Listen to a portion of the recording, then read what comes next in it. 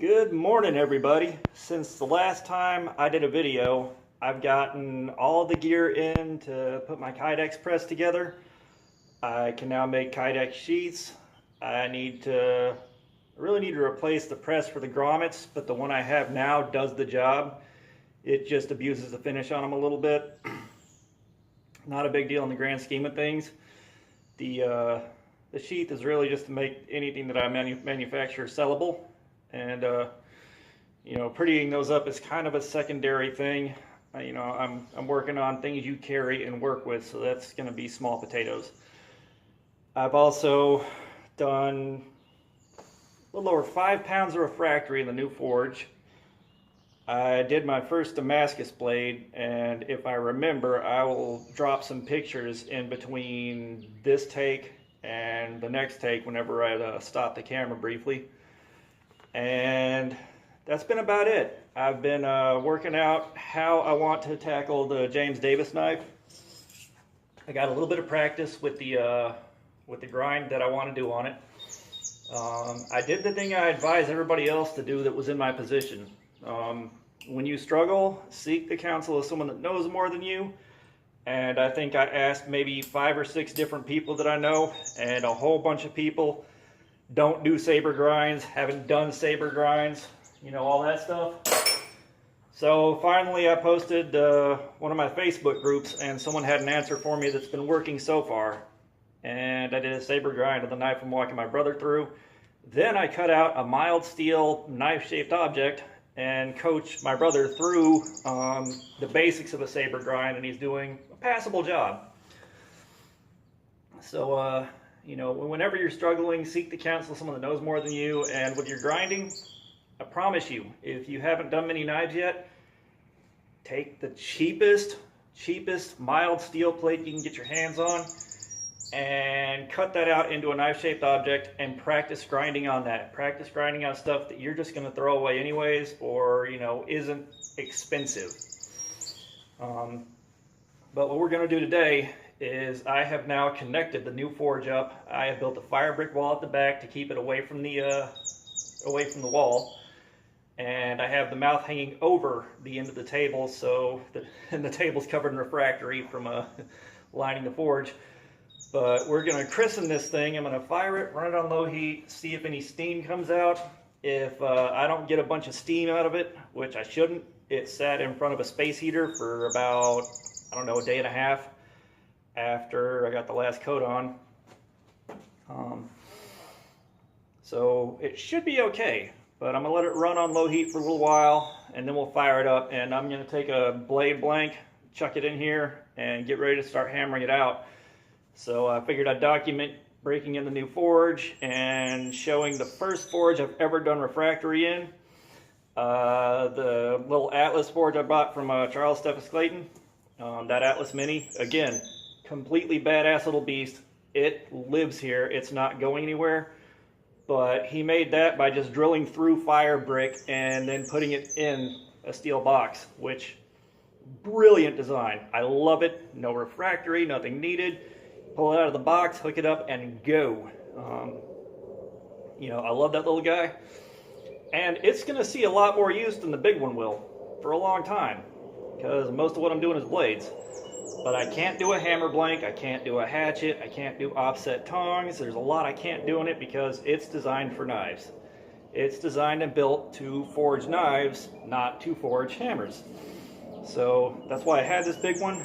And the other bonus, when I get a second propane tank, when I have my brother here, I can work out of one forge, he can work out of the other. I can show him what to do, or at least what I know how to do, while he works alongside me.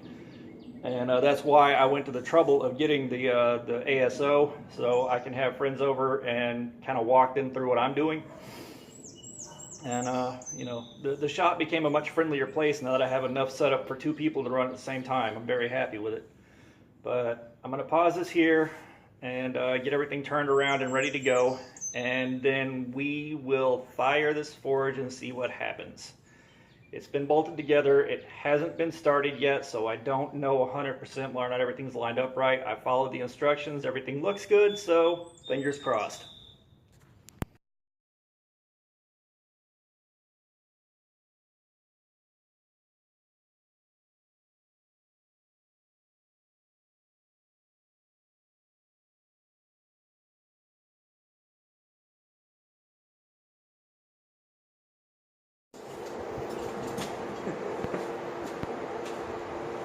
I just stabbed myself with the horn of the anvil, a good one. My leg hurts now. But, fingers crossed, here goes nothing.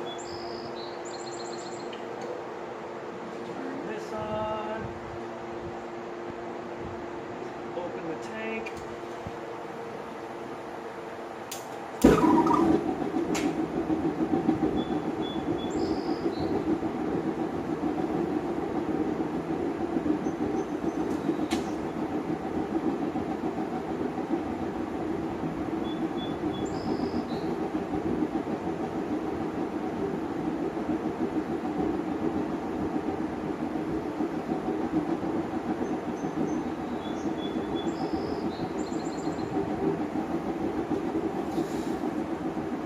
Okay, I've got it running, but that's wide open right now. That means I don't have something set up right, but it's low enough that I can watch for steam and go back and double check to see what I may have done wrong. Let me turn the fan off and see what that does.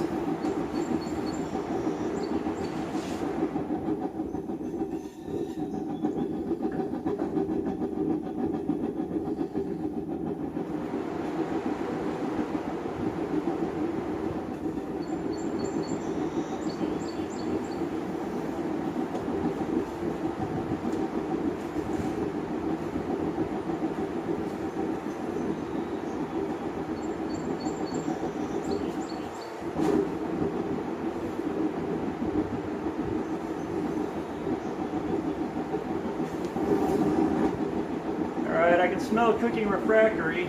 It's definitely getting hot in there, but I still have no pressure. It's weird.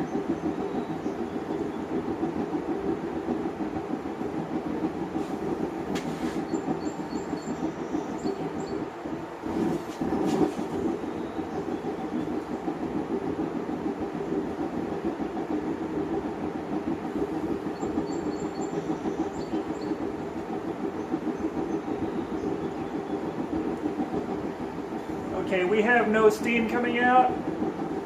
It's pretty damn hot in there, so I'm going to stop this until I've got this tuned up and running right, and I'm ready to throw some steel in here. Alright, ladies and joins, I have got this thing up and running. It is happy with its operating conditions, and oh my god, it is loud. I cannot stress this enough. This is so much louder than my other forge. I've also heard the smoke alarm in the garage go off twice while it was burning off whatever it needed to burn off on the inside of that thing. It may go off again.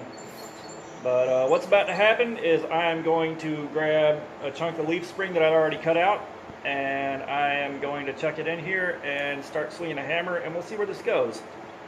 I am operating on the assumption that this is burning way more propane than the little Atlas does. So what's going to happen there is I'm going to forge this blade, and I'm going to let the big guy kind of sit idle until I'm ready for my first big project, which may end up being my hammerheads. I have already got the steel bought for that. I've got a couple of big ass 2-inch wide hexagonal drops. There's a question about how much we can harden them, but for 30 bucks for 2 massive drops, I'm not going to complain too much. If I can't use it for that, I might be able to use it for something else later. I'm thinking if we get it scorching hot and do a water quench, we might be able to case harden it enough to use them. We'll see what happens.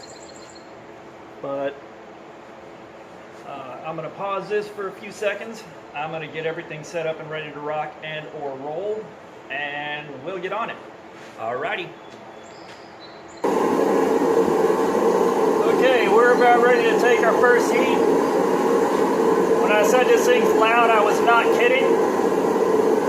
Let's see how this goes. And at some point I'll have to reconfigure everything so I can close the front of that up some, because it's letting a lot of heat out. I can feel it from here.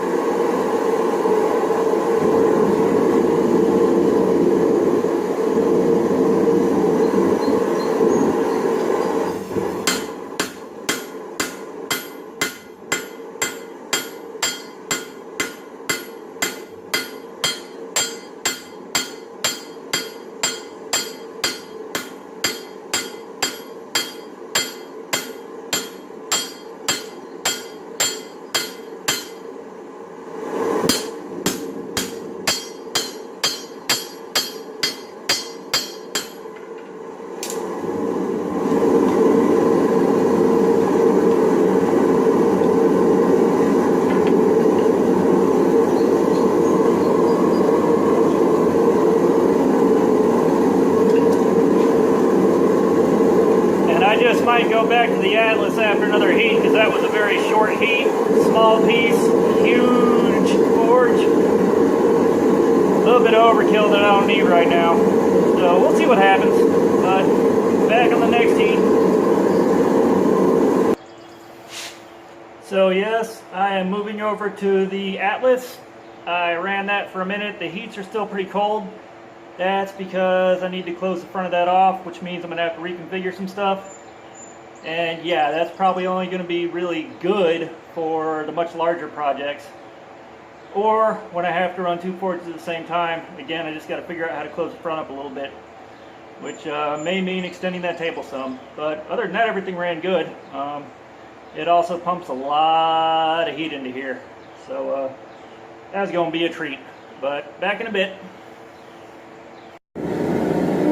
Okay, well that was the christening of the Hell's Forge 2. I've got a little bit more stuff to think out, as you saw. I'm going to stop the video here because really, y'all have seen blades get hammered out before. That's not a big deal. And I just want to go ahead and get to work, get as much done as I can right now before it gets miserable. So that's it for today. Until next time, praise the forge and pass the borax. And y'all stay safe.